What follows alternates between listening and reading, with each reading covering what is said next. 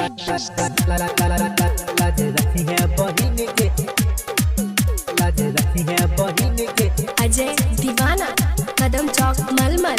बाप भाई के पकड़ के लाज रखी है बहिन के। रह पर तो तोरा अब मम्मी के बिन गे, रह पर तो तोरा अब मम्मी के बिन गे। बाप भाई के गे बहिन, बाप भाई के पकड़ के लाज रखी है बहिन गे। बाप भाई के पकड़ के लाज रखी है बहिन गे। बाप भाई के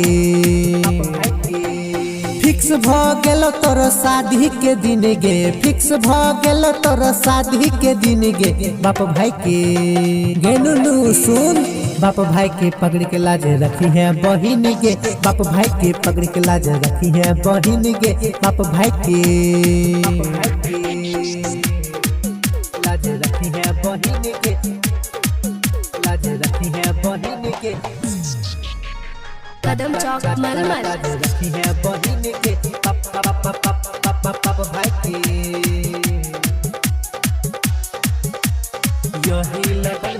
यही लगन में शादी हो छो यार एजेंट गे। बुक कर लियो बहिन डीजे औरी टेंट गे। हाँ यही लगन में शादी हो छो यार एजेंट गे। बुक कर लियो बहिन डीजे औरी टेंट गे। दुनिया के रीति निभाना छे कठिन गे, दुनिया के रीति निभाना छे कठिन गे। बाप भाई के गेला दो, बाप भाई के पकड़ के लाज रखी है बहिन गे। बाप भाई के पकड़ के लाज रखी है बहिन गे। बाप भाई के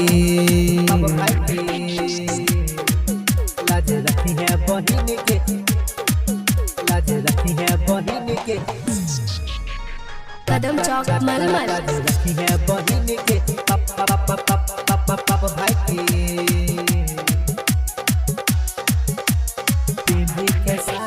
पीढ़ी के सारी निभई है जिम्मेदारी। सास ससुर से बोली है मुँह संभारी, बुझली बहिन। पीढ़ी के सारी निभई है जिम्मेदारी। सास ससुर से बोली है मुँह संभारी। राहुल कल को दुल्हा पसीन गे, रौशन कल को दुल्हा पसीन गे। बाप भाई के गे बहिन, बाप भाई के पकड़ के लाज रखी है बहिन गे। बाप भाई के पकड़ के लाज रखी है बहिन गे। बाप भाई के